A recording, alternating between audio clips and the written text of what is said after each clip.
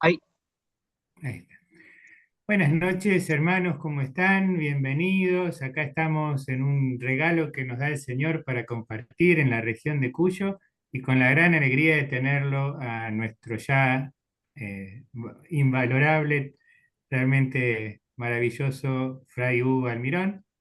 Así que bueno, un placer todo este tiempo contigo. Por eso estamos acá, por lo mucho que te queremos y lo mucho que realmente nos acompañás y nos formás. Así que gracias por eso. Hoy, en este caminar de la región, vamos a hablar sobre el Cántico de las Criaturas y sobre nuestra identidad seglar que tanto nos está haciendo falta trabajar nuestra vocación y nuestro camino. Así que bueno, bienvenido a todos los hermanos. Gracias, Hugo. muy Y bien. vamos para adelante. Un placer. Muchas gracias. Bueno, buenas noches a todos. Entonces quería comenzar este ciclo, ¿no? Podríamos decir, de dos o tres encuentros para hablar de, como decía recién Osvaldo, el cántico a las criaturas, pero ¿qué nos dice el cántico a las criaturas en nuestra identidad franciscana, ¿no? Porque de eso se trata. No analizar el cántico de las criaturas desde.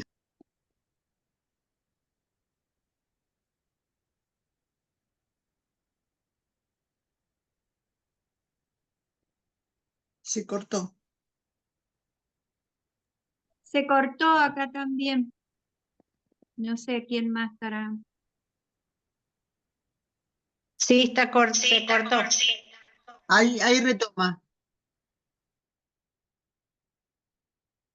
No sé qué pasó. ¿Qué pasó?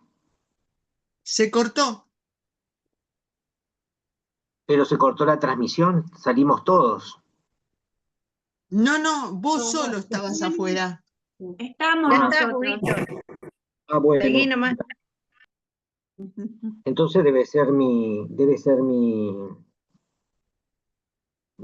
¿cómo se llama? Tu Bueno, conexión. mi conexión que debe ser mala, espero que no salir de nuevo.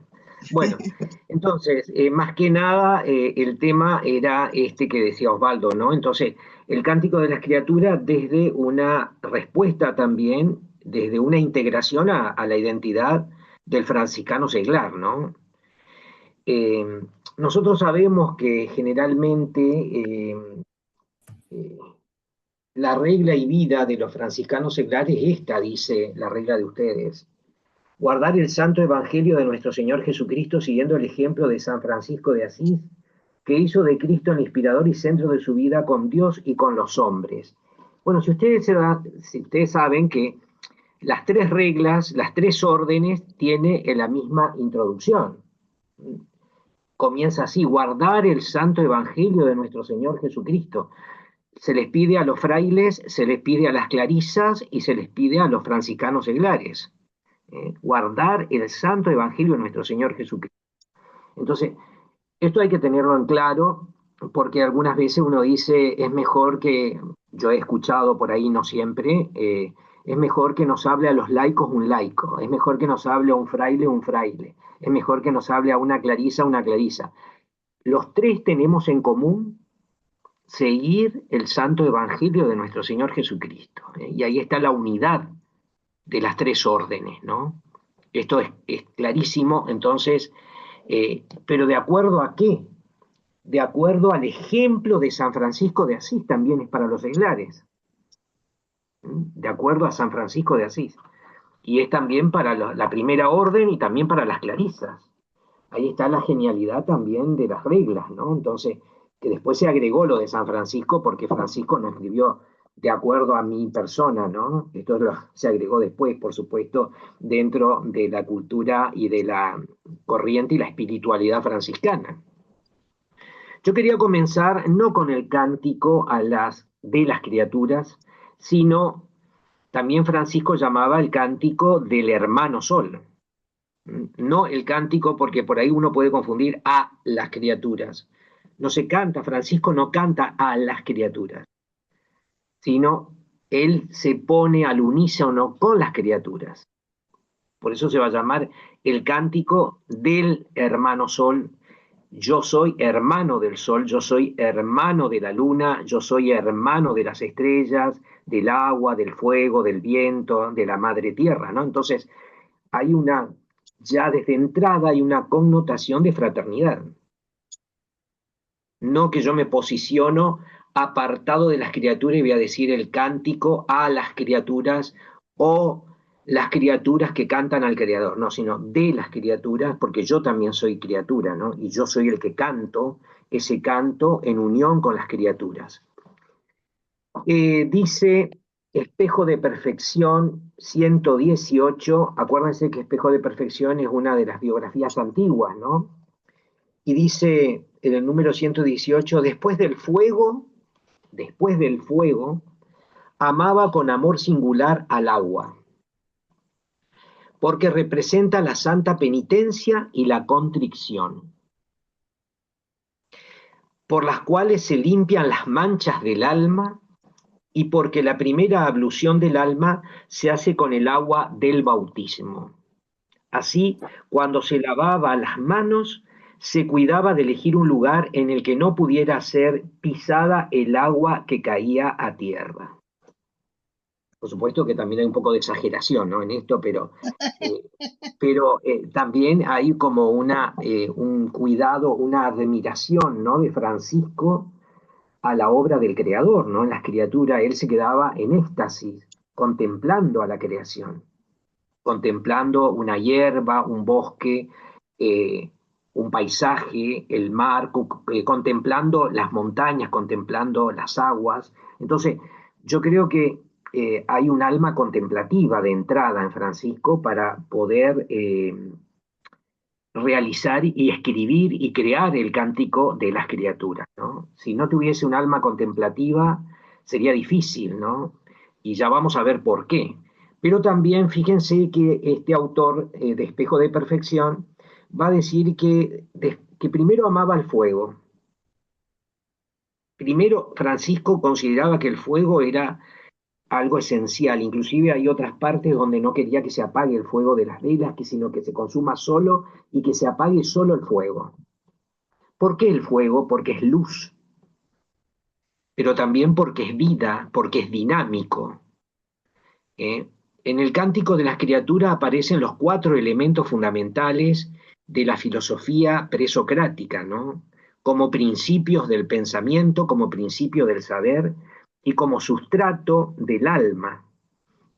Principalmente porque de acuerdo a estos 4 elementos, los filósofos clásicos griegos van a construir al pensamiento occidental, de los cuales nosotros somos los herederos de ese pensamiento occidental, que parte de Grecia antigua antes de Cristo, y que ellos consideraban estos 4 elementos, agua, tierra, aire y fuego, como la construcción también del principio del pensamiento que se llamaba el arjé en griego, ¿no?, que es el principio del pensar.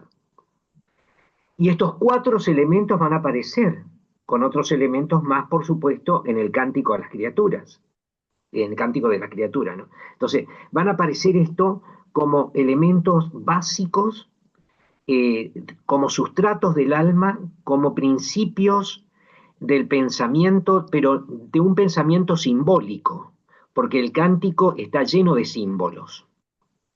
Y el cántico está lleno de un pensamiento simbólico, pero también de un pensamiento, de acuerdo a Eloy Leclerc, que es uno de los que escribe mucho sobre el Cántico de las Criaturas. Eloy Leclerc va a decir también un pensamiento onírico. ¿Y a qué hace referencia un pensamiento onírico?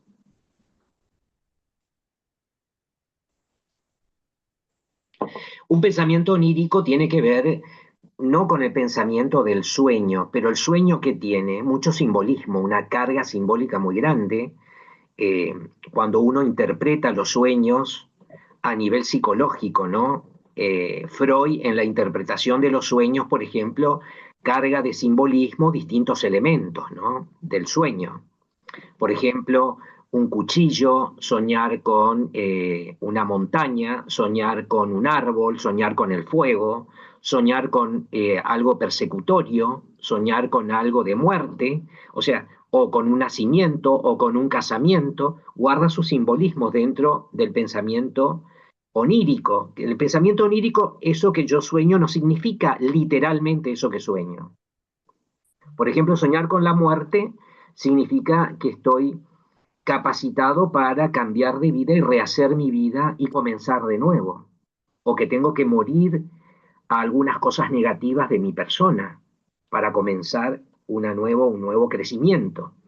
Muerte significa transformación, no significa aniquilamiento. Es distinto a lo que nosotros conocemos a nivel literal de la realidad, la idea de la muerte. Por eso en el pensamiento onírico lo que salta, lo que reluce no siempre es oro. Hay algo en el trasfondo de eso que sale. Entonces nosotros podemos decir que el cántico de las criaturas en Francisco tiene un pensamiento onírico, como dice Eloy Leclerc, sí. Acuérdense que Eloy Leclerc falleció hace unos años, hace poco, en el 2021 creo que falleció, 2022, y lo consideran un santo, ¿eh? Están queriendo ver todo el proceso de su vida espiritual dentro de la santidad, porque ha sido los escritos que ha creado, Eloy Leclerc, son de mucha espiritualidad y mucha sabiduría de un pobre. Se ha traducido a cantidad de lenguas, que él escribió, Sabiduría de un pobre, donde muestra la angustia y la noche oscura de Francisco, ¿no? Entonces, pero también ha escrito 2 libros sobre el cántico de las criaturas. Uno muy pequeño donde hace una síntesis casi, pero donde completa el anterior, que es posterior al primero, donde hay un desarrollo más amplio, donde la editorial Aranzazu de España lo ha editado, y también en Argentina ha editado la edición Castañeda, este más chiquitito, ¿no? El más pequeño, el Cántico de las Fuentes, lo titula el segundo libro, el Cántico de las Fuentes, que es todo sobre el Cántico de las Criaturas, es muy pequeño. Y el anterior, el de Aranzazu, es este, el Cántico de las Criaturas, que es más grueso, y hay un desarrollo más profundo, más analítico sobre el cántico. Pero yo algunas cosas saco de ahí, pero también de otras cosas de otros autores y también de una elaboración propia, ¿no? Entonces, de una elaboración propia de experiencias espirituales, pero también de teología espiritual y también de experiencias humanas, afectivas, psicológicas, porque el cántico de las criaturas tiene mucha emoción, mucho afecto, mucho sentimiento. Lo que más aparece a nivel psicológico va a ser la emoción, los sentimientos. Yo me voy a admirar, me va a gustar, me voy a sorprender. Cuando escucho el cántico de las criaturas, me produce en mí un estado de contemplación, pero también de gozo, de alegría, ¿no? Cuando aparece la hermana muerte, uno dice, uy, ahí lo pinchó. No, no lo pinchó, porque esos son agregados después que hace Francisco. En el 2000, lo que le comentaba a Osvaldo la otra vez, que en el 2000, en 1225 él compone el Cántico a las Criaturas. Compone las primeras estrofas hasta la Madre Tierra, la hermana Madre Tierra. Ahí él no compone las últimas estrofas, las 2 últimas, la va a componer antes de su muerte, en el 1226, que va a hablar de los que se tienen que reconciliar, hay aquellos que no se reconcilian, y también de la muerte eterna. Entonces, ya aparece la parte antropológica, porque fíjense que en el cántico, en la primera parte del cántico, no aparece el ser humano, no aparece, y tampoco no aparece ningún ser viviente. No aparece ni un mamífero, ni un pájaro, ni las aves, ni los peces, ni los reptiles, ni los insectos, no aparecen seres vivientes. Son todos elementos, y diría yo, primordiales por estos 4 elementos, elementos primordiales. Hay autores que hablan, como Javier Garrido, por ejemplo, va a decir que Francisco consideraba por encima de todos los elementos, por eso comienza con el Mosén, así dice Leclerc, el Mosén hermano Sol. ¿Qué es el Mosén? En idioma aragonés, en español, Mosén significa mi señor hermano Sol, mi señor. O sea, los elementos inanimados, pero que a la vez son animados porque el fuego tiene movimiento, los personaliza Francisco y los va a valorizar. ¿Qué significa valorizar? Le va a poner adjetivos. El sol es radiante, de gran esplendor, da calor, pero también da luz, da vida. Y lo va a comparar directamente al sol con el Señor, con Dios. Directamente el sol, entonces va a entrar directamente alabando al Creador a través del sol. Y así va a ser todos los pares, estos 6 pares de alabanzas, de loas que tiene Francisco en el Cántico de las Criaturas. Va a decir también, cuando era preciso andar sobre las piedras, caminaba con gran temor y reverencia por amor de aquel que es llamado piedra. Y cuando rezaba el versículo del Salmo, me has ensalzado sobre la piedra, decía con profunda y reverente devoción, bajo los pies de la roca me has exaltado. Al hermano encargado de preparar la leña para la lumbre, le decía que nunca cortase el árbol entero, sino que dejara algunas ramas íntegras por amor del que quiso salvarnos en el árbol de la cruz. Igualmente decía al hermano encargado de cultivar el huerto que no destinase toda la tierra para hortalizas comestibles, sino que dejara un trozo de tierra para plantas frondosas, que a su tiempo produjera flores para los hermanos, por amor de quien se llama flor del campo y lirio de los valles. Decía incluso que el hermano hortelano debía cultivar en algún rincón de la huerta un bonito jardincillo donde poner y plantar toda clase de hierbas olorosas y plantas que produzcan hermosas flores. Y nosotros estuvimos con él, el biógrafo antiguo que era contemporáneo, Tomás de Celano y otros autores. Esto de espejo de perfección parece que eran los primeros frailes compañeros de él, ¿no? Los que escribieron. Algunos dicen que San Buenaventura, pero San Buenaventura no fue contemporáneo casi de Francisco, ¿no? Sino vino después, que murió Francisco. Entonces, cuando dice nosotros que estuvimos con él, está hablando de los primeros compañeros, veíamos que era tan grande su gozo interior, fíjense qué hermoso esto, ¿no? Era tan grande su gozo interior y exterior en casi todas las criaturas, que cuando las palpaba, o sea, las tocaba, o contemplaba, o sea, las miraba, más parecía que moraba en espíritu en el cielo que en la tierra. O sea que más parecía que moraba en el cielo que en la tierra, dice. Dice, entonces le veían así e impelido por los muchos consuelos que experimentó y experimentaba en la consideración de las criaturas, poco antes de morir compuso unas alabanzas al Señor por las criaturas para excitar a los que la oyeran a alabar a Dios y para que el mismo Señor fuera alabado en sus criaturas por los hombres. Hasta allí esto que quería contarle de 118 espejos de perfección, ¿no? Que están en los escritos y biografías antiguas, ¿no?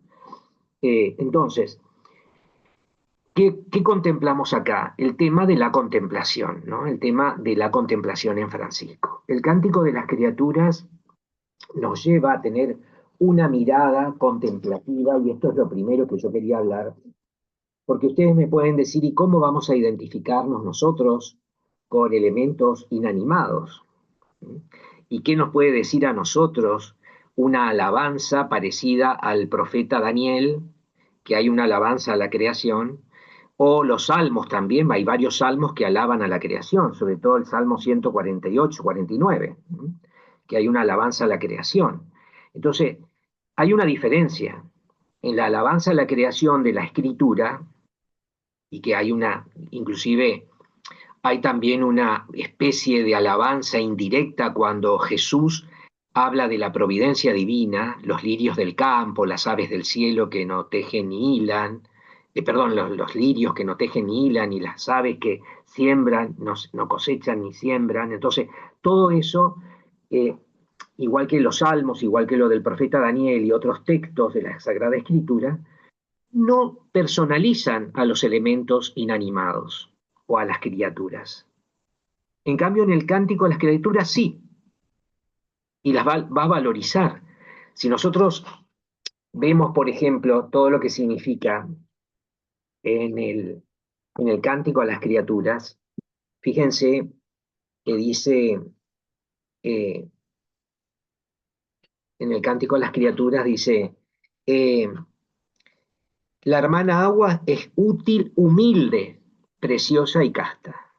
El hermano fuego alumbra, es bello, alegre, robusto y fuerte. Bello, alegre, robusto, fuerte. Dice también que la hermana madre tierra nos sustenta y gobierna, o sea, nos está sosteniendo, es nutricia. La madre tierra, la hermana madre tierra es nutricia, ¿no? Pero también el viento, por ejemplo, produce serenidad y nos da calidez también, es el nublado, el sereno y todo tiempo. La hermana luna y las estrellas son claras, preciosas y bellas, pero también casta, ¿no? El agua es casta, como dije anteriormente. Bueno, y el sol ya lo dije. Entonces, estas formas de adjetivar hablan de personalización, y entonces nos dice a nosotros algo. El cántico de las criaturas nos hablan a nosotros también de virtudes, de valores, por eso la valorización, decía yo, ¿no? Que se diferencia de la Sagrada Escritura y también de los cánticos litúrgicos. Hay una valorización que solamente un alma compenetrada con lo divino puede rescatar esa valorización de los elementos de la naturaleza en la época de Francisco, ¿no? Por eso yo decía que no se puede entender el cántico sin relacionarlo con la experiencia profunda de Francisco en su aspecto también de sufrimiento, porque acuérdense que el cántico viene producido después de una gran noche oscura que padece Francisco y enfermedades. Se le dividen los hermanos, le queman la regla, está en una desolación, no ve. Fíjense que él compone la belleza para ver, estando casi ciego.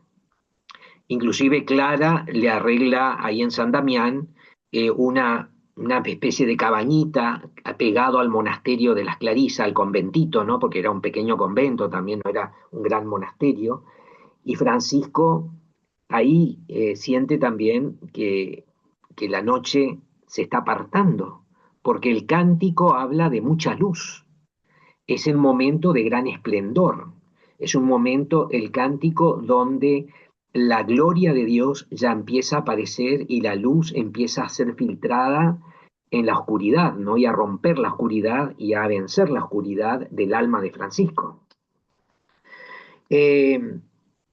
Nos muestra también el alma de Francisco en un combate cotidiano, ¿no?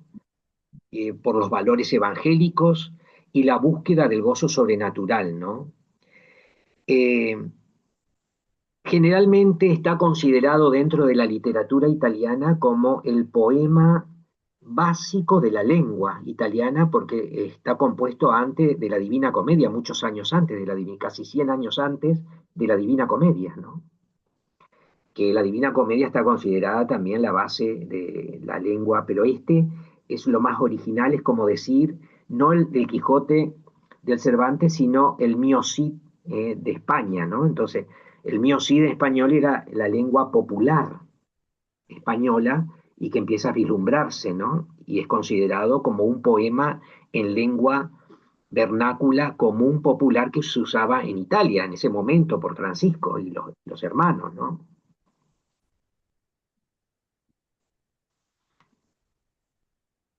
Ahora,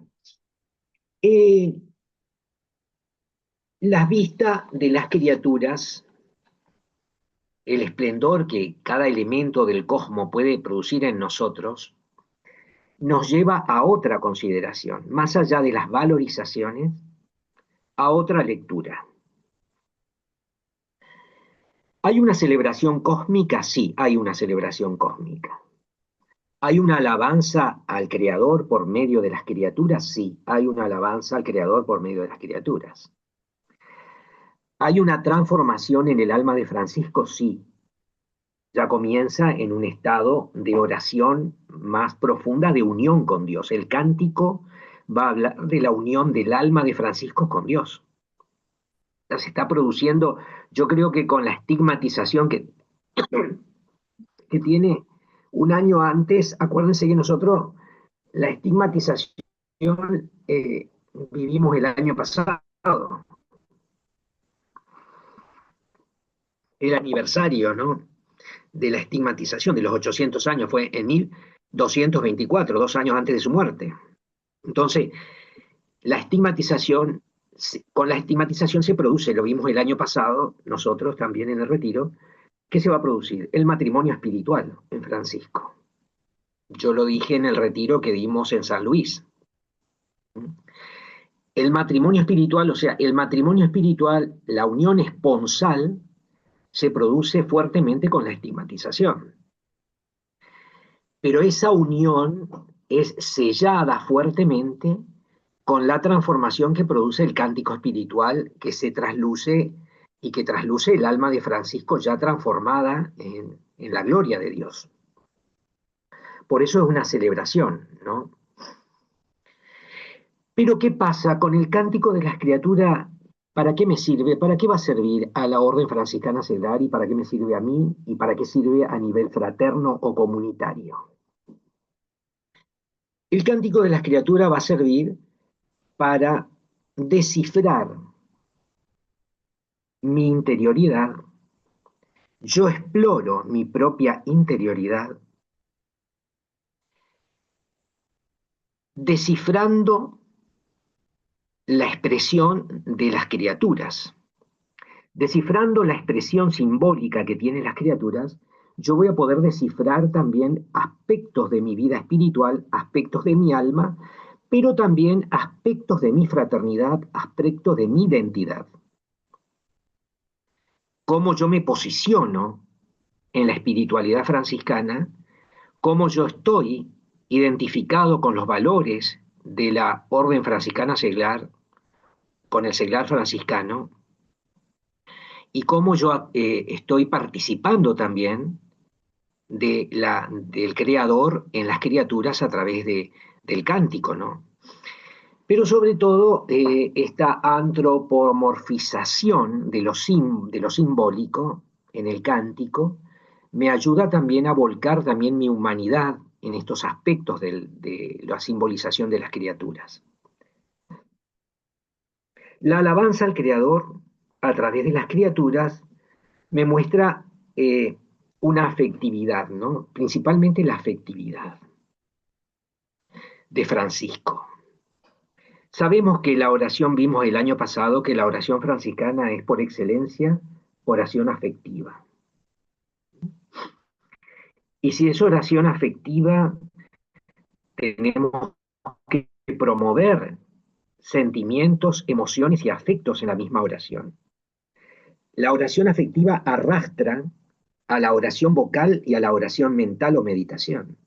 La oración afectiva está en un tercer grado, como excelencia, no significa que sea superior, pero sí va a arrastrar a la oración mental y a la oración vocal. Yo cuando alabo al Señor en voz alta, voy a poder sentir esa alabanza y ahí mi oración afectiva se conecta con la oración vocal. Cuando yo medito, por ejemplo, a Jesús que me llama y me dice, sígueme, como le llama a Mateo cuando está cobrando los impuestos a orillas del mar de Tiberíades, yo voy a escuchar que ese sígueme, el Señor me lo dice a mí en la oración de meditación, y esa racionalidad que empleo, esa reflexión que empleo va a producir sentimientos, y voy a decirle al Señor, sí Señor, aquí estoy, para seguirte.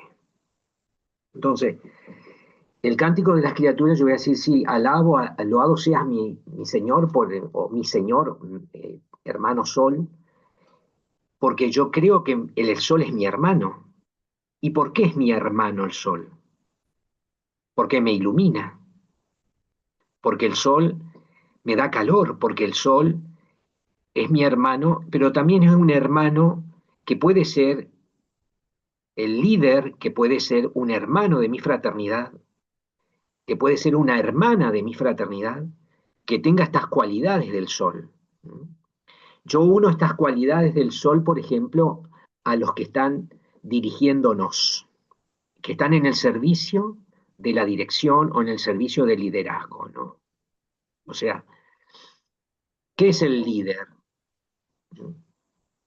La palabra líder viene del inglés, ¿no? Y que significa aquel que ata, aquel que guía, aquel que ilumina, aquel que sostiene, ¿no? Aquel que está conduciendo.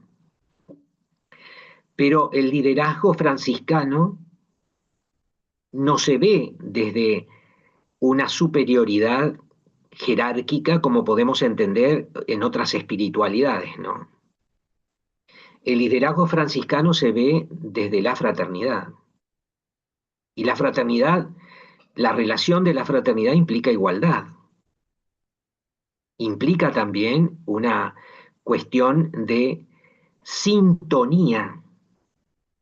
Y podríamos agregar simpatía, no antipatía. ¿Qué significa simpatía? Que yo sintonizo y soy uno con los que me son simpáticos. El liderazgo se realiza a partir de una cuestión, y esto lo sabemos también, de servicio. Y Jesús cuando vino, lo dice muy claramente a los apóstoles, no he venido a ser servido, sino a servir, y lava los pies a sus apóstoles. Yo creo que el liderazgo del hermano Sol está en consonancia con Dios. Dios es el Sol. Acuérdense que la Biblia dice Sol de justicia, el Antiguo Testamento, para hacer referencia a Dios y la presencia de Dios. El Sol es el que ilumina y va a tener, el líder tiene que iluminar a la fraternidad. Pero ¿cómo tiene que iluminar a la fraternidad? Con el testimonio, principalmente con el testimonio. También con la palabra, por supuesto. Pero hay un autor laico que va a decir que la fraternidad tiene como un tríptico, ¿no? La fraternidad laical, un tríptico que no tiene que pasar desapercibido ese tríptico en toda fraternidad franciscana seglar, ¿no? Ese tríptico está formado por el conocimiento. En el conocimiento vamos a englobar qué tipo de conocimiento, ¿no? Por la mística. Y en la mística también vamos a ver, ¿no? Significa mística un lenguaje etéreo, volátil, que yo me evado, que yo me vuelvo y entro en el delirio místico, no. Significa sobre todo una mística encarnacionista, teniendo en cuenta la encarnación, el misterio de la encarnación, que es muy fuerte en la espiritualidad franciscana, ¿no? El tema de la humildad. Y por último, la tercera pata del tríptico es la entrega. Por supuesto que la entrega al Señor, pero la entrega a la fraternidad y la entrega en la misión que tiene la fraternidad, porque toda fraternidad tiene una misión. Toda fraternidad tiene un mandato, que no significa el mandato de clausura, sino significa un mandato de apertura, ¿no? Este mandato de apertura me va a ayudar a mí a desarrollar también la espiritualidad y mi forma de vivir el Evangelio de acuerdo a San Francisco de Asís con otros hermanos y no cerrarme solamente en mi fraternidad, porque hay algunas veces que se corre el peligro de quedarme solamente en una escuelita mensual, ¿no? Mi fraternidad es una escuelita mensual. Entonces, yo sé que tengo esta vez, una vez al mes o 2 veces al mes, la reunión con mi fraternidad y me voy ahí compartimos, ahí charlamos, ahí se nos forma y después, si te he visto no me acuerdo, ¿no? Entonces, hay que salir de este estereotipo, ¿no? Que viene algunas veces de una tradición mal entendida, de una tradición mal entendida, porque es importante la tradición, por supuesto que sí.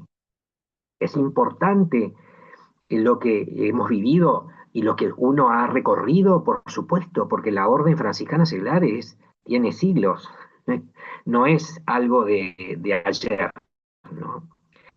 De hoy, quiero decir. Entonces, significa también todo un proceso donde la riqueza de la tradición es una riqueza que yo lo comparo con el fuego. ¿Qué característica tiene el fuego? Que Francisco amaba el elemento material del fuego. El fuego es dinámico, el fuego ilumina, pero el fuego no está quieto. El fuego se mueve continuamente, la llama se mueve continuamente. Por supuesto que tiene su costado de peligro porque puede quemar demasiado y destruir, ¿no? Como el agua también. El agua no solamente sacia mi sed, sino también me puede ahogar. Y depende qué tipo de agua voy a tomar, porque puede ser agua turbia, en vez de ser agua transparente y clara. Entonces, yo creo, a mí me parece importante que nosotros tengamos en cuenta que el fuego lo tomaba un presocrático famoso que se llamaba Heráclito, de Éfeso, y él va a decir que, él va a tomar que, dice que el origen, el arjé del principio del filosofar era el fuego. ¿Por qué el fuego? Porque el pensamiento está en movimiento y porque todo cambia, como el río, también decía Heráclito, que va cambiando las aguas, ¿no? Lo que piso con mi pie derecho no es la misma agua que voy a pisar con mi pie izquierdo en un arroyo, porque ya el agua que pisé con el pie derecho ya corrió, ya se fue. ¿Se entiende? Entonces, esta cuestión de movimiento, esta cuestión de parecería de intranquilidad, el fuego dice que cuando yo quemo los pastizales que están secos, ¿para qué se quema en el campo? Para tener nueva energía lo que voy a sembrar y para que tenga nueva vida lo que va a venir después de esa quemazón.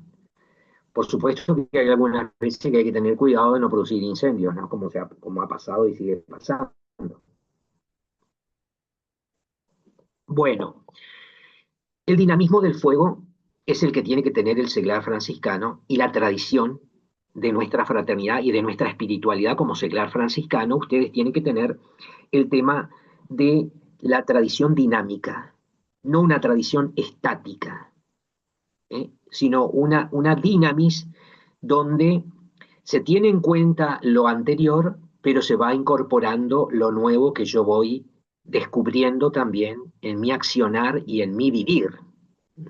En mi vivir.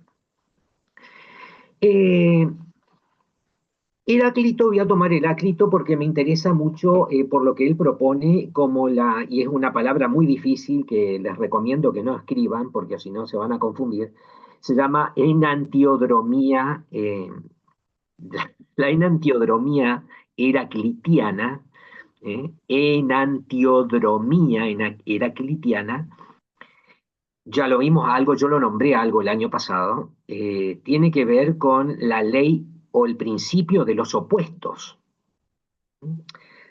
Al día, dice Heráclito, le sucede la noche, y a la noche el día. A la alegría le sucede la tristeza la alegría. A la guerra le sucede la paz y a la paz la guerra, ¿no? Así al amor le sucede el odio, al odio el amor, ¿no? A la muerte le sucede la vida la muerte, ¿no? Entonces, unos mueren, otros nacen. Entonces, esta cuestión de la enantiodromía es una dialéctica, la dialéctica heraclitiana, ¿no? Que dice que todo cambia, nada permanece. ¿Por qué hay estos cambios? Porque una cosa le sucede a otra, entonces va a haber continuos cambios. Y este cambio produce un conflicto también, y por este conflicto se llama dialéctica.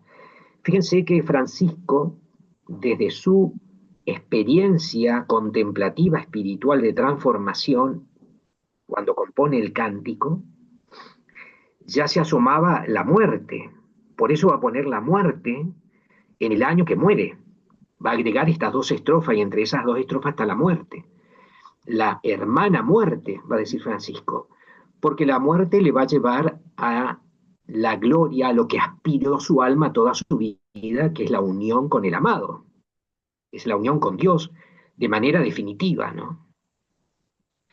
Esta tensión se ve en el cántico en la relación de los opuestos. Por ejemplo, el sol, ¿qué le sucede al sol? La luna. Después de la luna, ¿qué viene? El viento. ¿Y al viento qué le sucede? El agua. ¿Y al agua qué le sucede? El fuego. Y al fuego, la tierra. Son tres pares de cada dos elementos, ¿no? De bipolaridad, podríamos decir, ¿eh? De dos polos. Sol, luna. La luna tiene que ver con lo femenino. La luna y las estrellas son brillantes, son preciosas y son las que iluminan de noche, ¿no?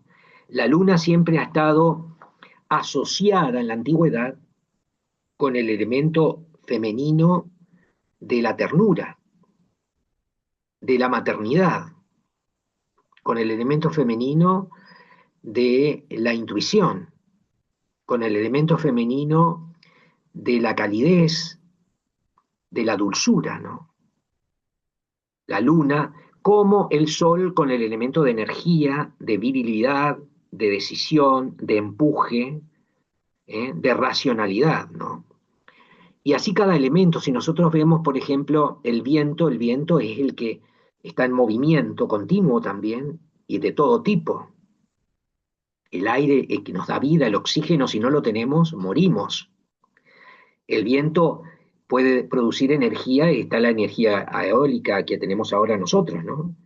Eólica, y está también todo el tema de los molinos de viento en la antigüedad, ¿no? Entonces, el viento produce vida, sí produce vida. Y con el viento está el agua también produce vida. Y el agua también es femenina. Aunque yo diga el agua, pero también puedo decir la agua, ¿no? Pero queda como una redundancia en la A, ¿no? En las vocales. Entonces, el elemento femenino se observa también esto, y también lo vemos en el fuego y en la tierra. La tierra también es nutricia, la tierra también tiene esta cuestión de fecundidad como el agua, ¿no? Entonces, estas dos cosas están dentro de nosotros, están en nuestra interioridad, ¿eh?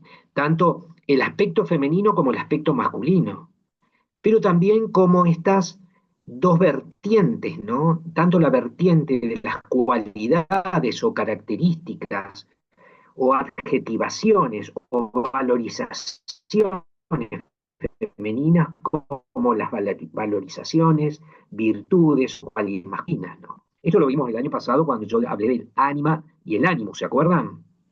Algo dije, ¿no? Del ánima y el ánimos. Entonces, ¿qué pasa? ¿Por qué se observa esto en Francisco? En Francisco se observa la madurez de la conjunción y del equilibrio de los opuestos. No hay una guerra si no hay paz en el alma de Francisco. Si esto se trasluce y se lleva y se manifiesta en la espiritualidad franciscana, nosotros vamos a ver que tenemos que estar en armonía con nuestros hermanos, no en conflicto. Yo decía que el sol es el que dirige, el líder, es el ministro, el que coordina, pero también el que sostiene, ¿no? El que ilumina, como el fuego, pero también está en dinamismo. Pero la fraternidad también tiene que estar en dinamismo, ¿no?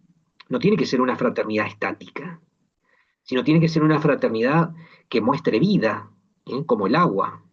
el agua da vida. Entonces, la fraternidad tiene que dar vida en ese caso, ¿no? Entonces, estos valores son los que me van a hacer crecer también en mi identidad como fraile, franciscano, ¿no? Como franciscano mismo. Entonces, yo creo que este tema de la espiritualidad, estas vertientes me ofrecen los elementos, pero también la conjunción de los elementos. Fíjense que yo hablé de los elementos, pero de la conjunción de los elementos. La conjunción de los elementos solamente se logra con una madurez. Cuando yo tengo madurez. Ahora,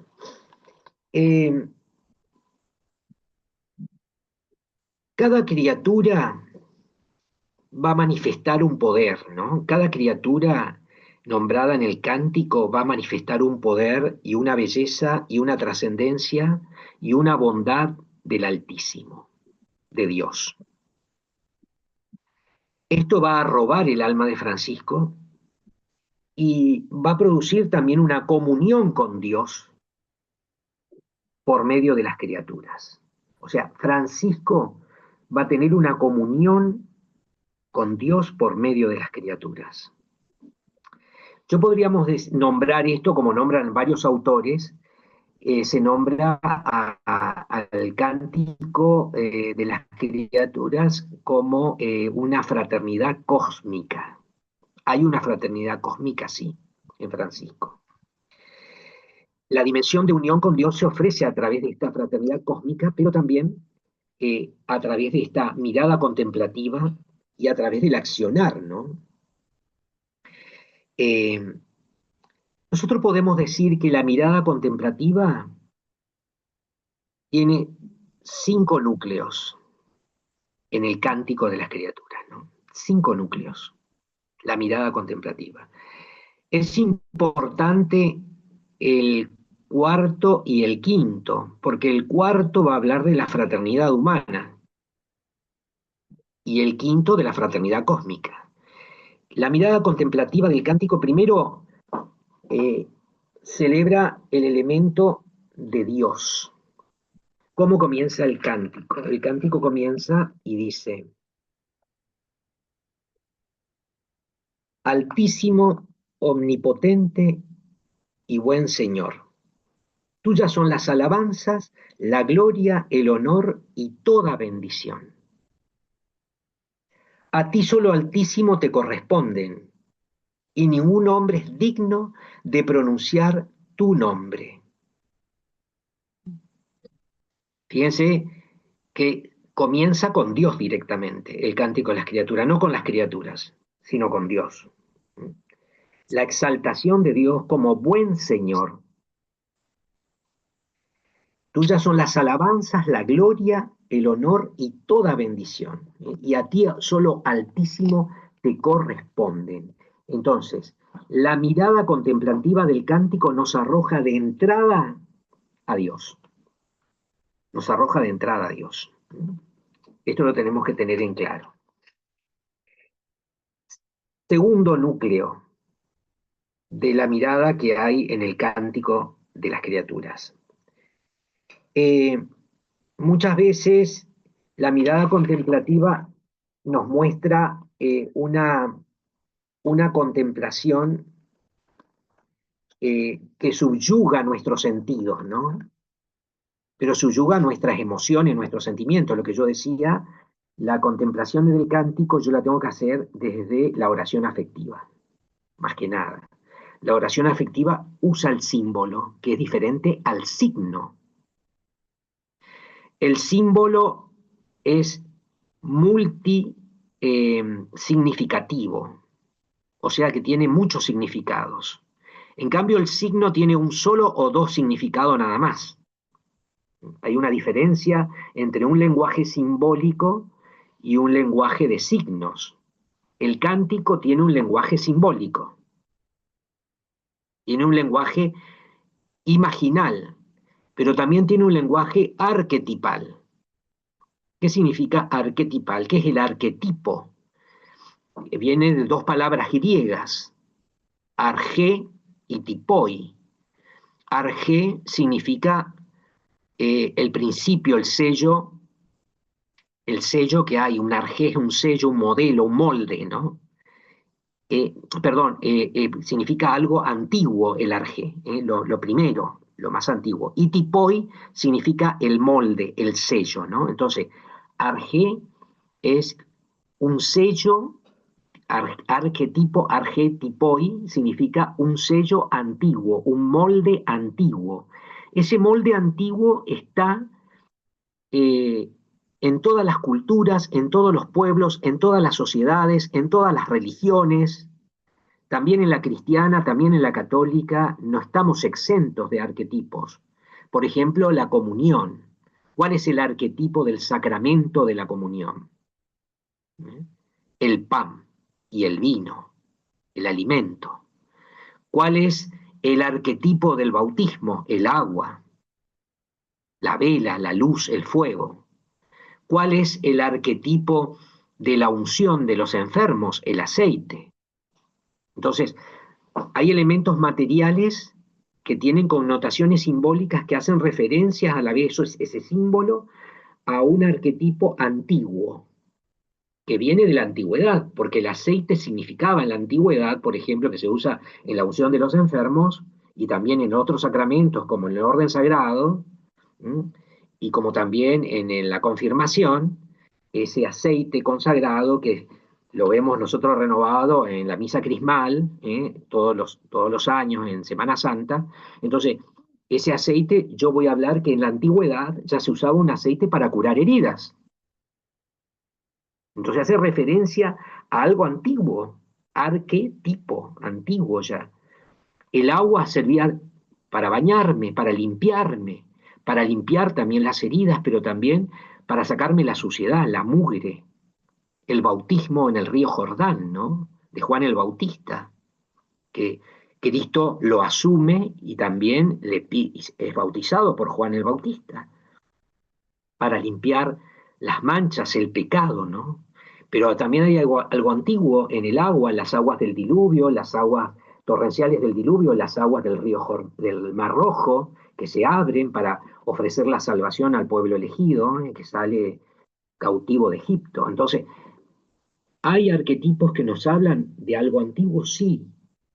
Y eso está en el inconsciente colectivo, dice Carl Jung. ¿eh? El arquetipo está en el inconsciente colectivo de todo pueblo, de toda sociedad, de toda cultura, de toda religión, está ese arquetipo. Y ese arquetipo que tiene fuerza, tiene una fuerza muy grande, ¿no? Hay arquetipos de los pueblos, hay arquetipos de las naciones, hay arquetipos familiares, hay familias que viven en distintas generaciones un mismo arquetipo, ¿no? Entonces, y que algunas veces hay arquetipos que son positivos, constructivos, y hay arquetipos que tienen su faceta de destrucción también, ¿no? Entonces, nosotros vemos como el agua, que sacia la sed, pero también si inunda un lugar, destruye.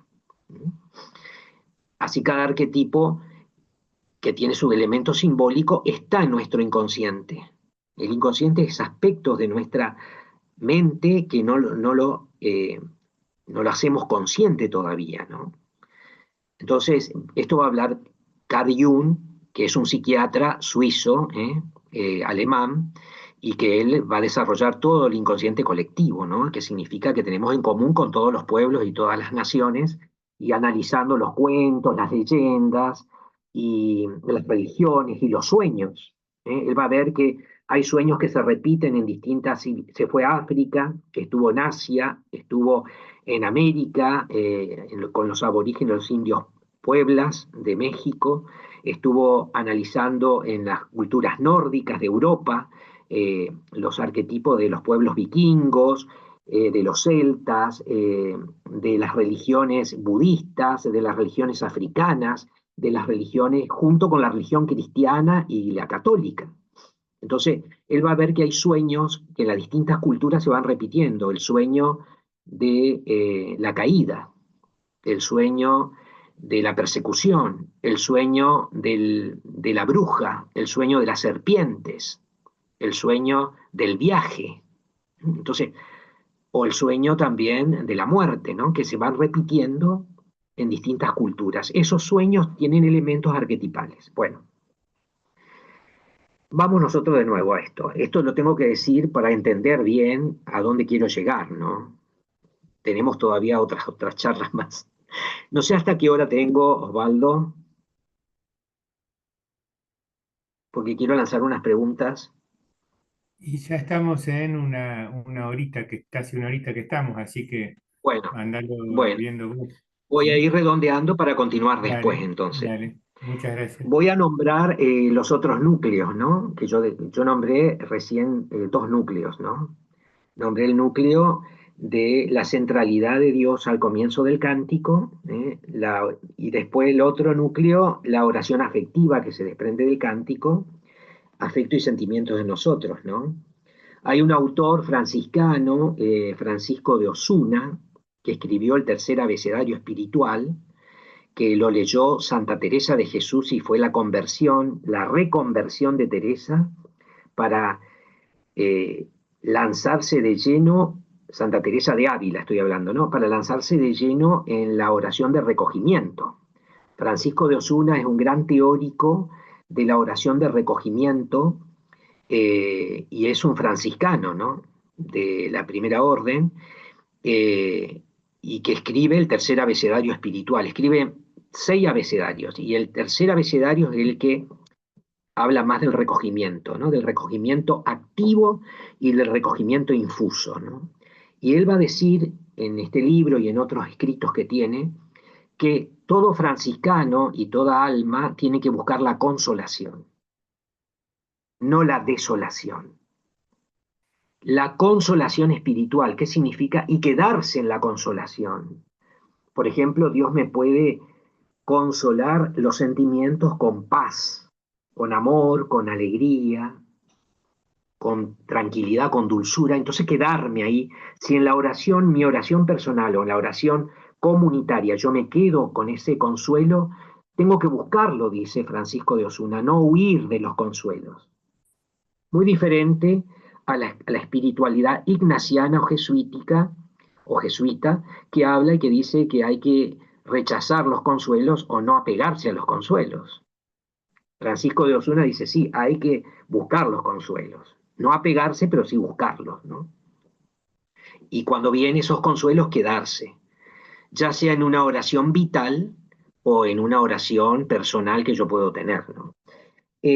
La oración afectiva me afianza en esto y en la fortaleza, en la confianza interior, en el amor de amistad, y me lleva también a nutrirme, para que yo pueda entender. Por ejemplo, yo puedo quedarme absorbido por esta oración afectiva promoviéndola con jaculatorias: Jesús, amor mío; Jesús, dame tu paz; Señor, dame tu paz. Otra jaculatoria: despierta en mí tu ternura, Señor. Repetirla, ¿no? Despierta en mí tu ternura, Señor. Despierta en mí tu ternura, Señor. O la famosa Sagrado Corazón de Jesús, en vos confío y haz que te ame siempre, ¿no? Agregar eso, haz que te ame siempre. Sagrado Corazón de Jesús, en vos confío y haz que te ame siempre. O la famosa oración de Jesús: Jesús, ten piedad de mí, que soy pecador, ¿no? O loado seas mi Señor, alabado seas mi Señor. O gloria a ti, Señor Jesús, ¿no? Son jaculatorias que me van a ayudar a despertar mis sentimientos, mis afectos, y que yo la puedo hacer a lo largo del día también. El tercer núcleo, que lo vamos a ver la próxima, ya en la próxima encuentro, y el tercer núcleo es la centralidad en la humanidad de Cristo, ¿no? En la humanidad de Cristo de la contemplación franciscana. El cuarto, voy nombrando, es la fraternidad. La contemplación franciscana se afianza en la fraternidad. Y el quinto es la fraternidad cósmica propia del cántico, ¿no? Bueno, yo pregunto, y yo lanzo esta pregunta, ¿no? más que nada,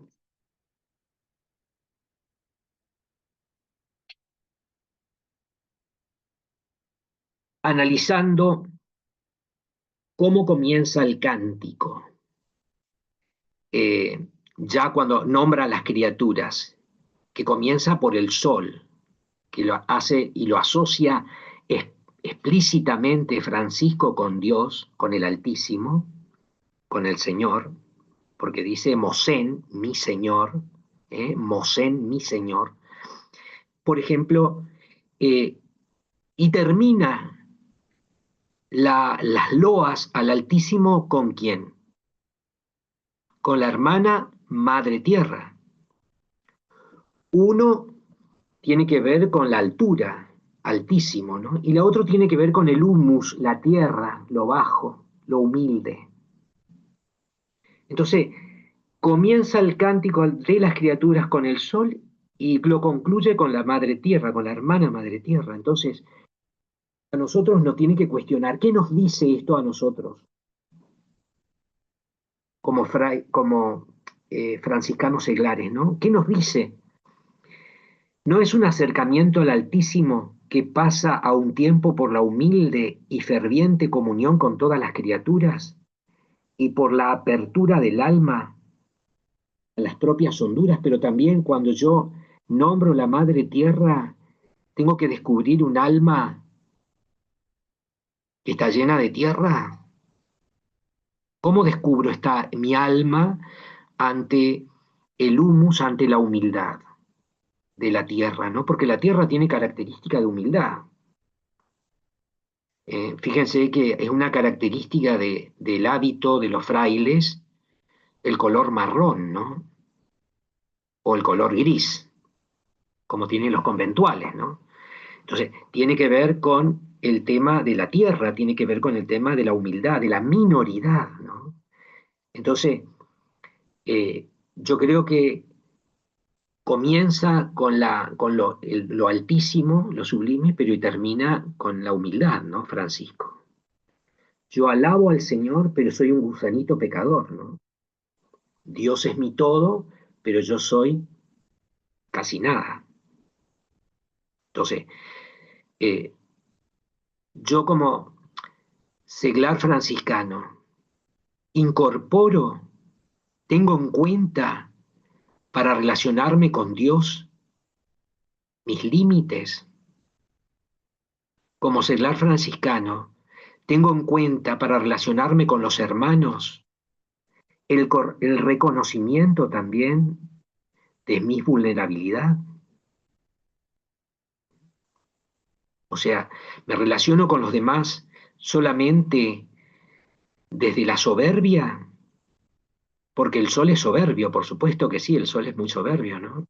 Porque es el astro rey, decían en la cultura romana, ¿no?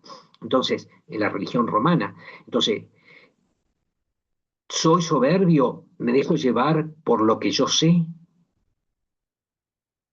por lo que yo viví y saco a relucir continuamente mis experiencias por encima de las experiencias de los demás.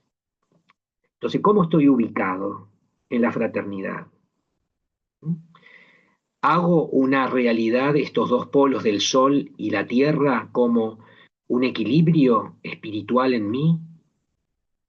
Entonces, también para relacionarme con otros, ¿no? No digo solamente con Dios, no digo solamente conmigo mismo, sino también con los demás, ¿no? Porque de acuerdo a esto se va a forjar una identidad para que yo pueda dar también a otros. ¿Desde qué punto de vista yo voy a dar a otros? ¿Eh? ¿Cómo voy a dar a los demás lo que viví, lo que aprendí y lo que estoy viviendo y aprendiendo, ¿no? ¿Cómo va a ser mi misión? ¿Cómo va a ser mi servicio, ¿no? A través de esto. Y acá termino. ¿Alguna pregunta?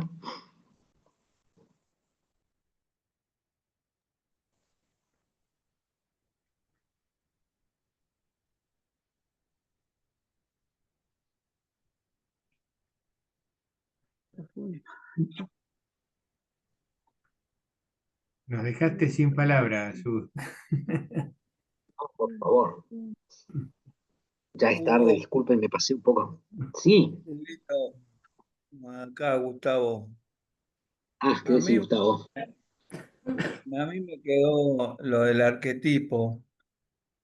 Sí, Eh, Sé que es bastante más profundo, pero por ejemplo, el arquetipo de la fraternidad, ¿qué sería? sí. ¿Familia? ¿O hay que buscar por cada fraternidad? Yo creo que cada fraternidad está bien. Hay un arquetipo en común, que es el Mm, arquetipo de la espiritualidad franciscana, ¿no? Que tiene que mm, vivir toda fraternidad de la OFS. Pero también cada fraternidad tiene su arquetipo. mm, Y también cada región tiene su arquetipo, ¿no? Por ahí la región Cuyo puede ser diferente a la región central o a la región Buenos Aires, ¿no? Entonces, de la fraternidad, ¿no? Por la búsqueda, por la forma de relacionarse, por las actividades, por los compromisos o por la incorporación también de lo que yo estoy haciendo del mensaje franciscano, ¿no? está Yo después bien. le voy a dar pautas cómo encontrar, porque lo que Estaría. salta a la conciencia y a la conciencia comunitaria no es el arquetipo, porque el arquetipo nunca sale del inconsciente. Lo que va a salir a la conciencia o al exterior o a nuestro conocimiento o a nuestra forma de relacionarnos va a ser la imagen arquetipal. ¿Eh? La imagen arquetipal, como sale en el cántico, ¿no? En el cántico de las criaturas sale la imagen arquetipal, el sol, la luna, pero ¿cuál es la imagen arquetipal? Radiante, ¿eh? El sol nos da calor, es radiante, la luna es preciosa, como las estrellas. Entonces, esas son las imágenes arquetipales que Francisco descubre en la contemplación a Dios a través de las criaturas, ¿no? Él contempla a Dios a través de las criaturas, pero es uno con las criaturas, ¿no? Se va haciendo uno con las criaturas. A esto me refiero yo a la imagen arquetipal. Acá la imagen arquetipal está al servicio del cántico, no está al servicio de Dios, está al servicio de la oración, está al servicio de esta búsqueda que tiene Francisco y de llegar ya casi al final de su vida, ¿no? Porque ya el año que viene ya vamos a contemplar, vamos a reflexionar y vivenciar la muerte de Francisco, ¿no? Porque el año que viene se cumple 800 años de la muerte.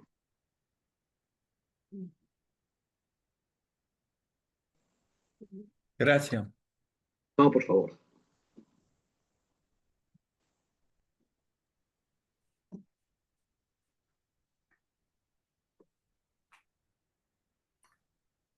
Después voy a desarrollar bien todo lo tripartito, el tríptico del laico franciscano, ¿no?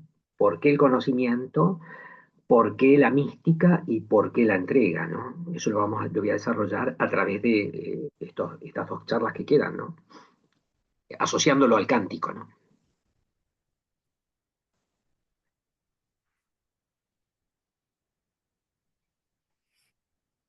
¿Algo más? No sé si hay alguna pregunta de alguno de los que no se ven en pantalla que quieren que se animen. Y si no, bueno, queda la invitación para este viernes. ¿Sí? Una trilogía, ¿está bien dicho? Es un trío. 3 veces nos encontramos, hoy el viernes y el martes que viene. ¿Eh? Hoy Olguita, es ahí martes, el dice. viernes que viene entonces el otro martes. Sí, sí. Este viernes seguimos, sí, Sí. ¿no? Olga dijo algo ahí. ¿Qué dijiste, Olga? Sí, se me escapó, no lo pude leer. Olguita. Tampoco. Bueno, ¿Quieres repetirlo, Olga? ¿O está ahí? No, no, es que nunca imaginé esta relación del cántico con la fraternidad, con cada hermano. Me pareció genial, pero me he dejado así. Creo que es como para pensarlo, meditarlo, volverlo a leer, escuchar. Gracias. sí, Tiene yo delay un poco. Sí. Pero yo creo, a mí me parece que es algo que uno cuando entiende la fraternidad cósmica de Francisco puede entender también a la fraternidad humana y puede entender también la relación con Dios, ¿no? Pero también puede entender la misión que tiene el franciscano, ¿no? Ya me sé laico, monja o fraile, ¿no? Entonces, la misión que tiene, la identidad me ofrece, el cántico me ofrece una identidad muy fuerte, muy fuerte. Yo hoy comencé con la fraternidad, ¿no? O sea, el tema de la fraternidad es esencial a toda la familia franciscana. Es como que en el cántico estamos representados la fraternidad y cada uno de nosotros, ¿no? Si nos ponemos a leerlo bien y a ver, es verdad cómo habría que analizar partecita por partecita con Sí, los hermanos y ir encontrándonos. Y la verdad es, como dijo Olga, es que nos quedamos sin palabras porque está tan bueno eso de poder encontrarnos ahí dentro del cántico de las criaturas, sí, porque somos criaturas. exacto. Y lo humano ya va a aparecer al final, ¿viste? La parte humana va a aparecer al final. Entonces, cuando analicemos las dos últimas estrofas del cántico, ahí aparece el lenguaje antropológico propiamente que agrega después Francisco, ¿no? Sí, Eso de cuando dijiste lo de los que se contraponen y está tan ah, bueno, él veía la vida, pero dejó a lo último la muerte, que era lo que él estaba esperando. Y es verdad, en la vida siempre tenemos algo que se contrapone a el sí, opuesto, el opuesto. Para el sí. bien está el mal también. Y fíjate que muchas veces tenemos que luchar también contra nuestras tentaciones, contra nuestras debilidades, ¿no? Sí, sí, exacto.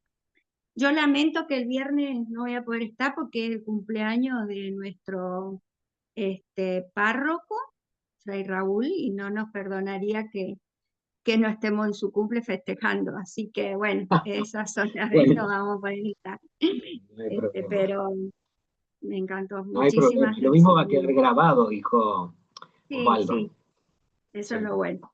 Gracias.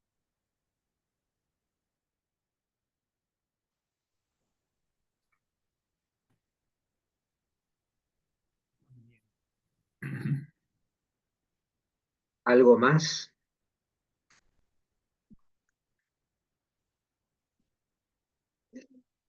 Bueno, de este lado también agradecerte, Hugo, una vez más y agradecer a cada hermano, porque sabemos que hace frío, estamos en pleno invierno y la hora es un poquito tarde y sin embargo hacemos el esfuerzo y estamos acá. Así que bueno, gracias también a cada uno y seguimos en camino, ¿no? Con todo esto, ¿no? Así que Bueno, muchas gracias. termino con esto como a modo de reflexión. Eh, la espiritualidad franciscana seglar puede ofrecer al mundo sentido de pobreza, espíritu de paz y sentido de alegría. Nada más. Muy bueno. Muy bueno, muchas gracias. San Francisco y Santa Clara de Asís rueguen por nosotros. Amén. Amén. Bueno, gracias Amén. hermanos a todos y Bueno, nos nos veremos vemos el entonces viernes. el viernes a las Nos vemos 9 el también, ¿no? viernes. Dale, Hasta el listo. viernes. Nos vemos Chao, hermanos. viernes. Gracias, que Saludos. descansen. Saludos a Muchas todos. gracias.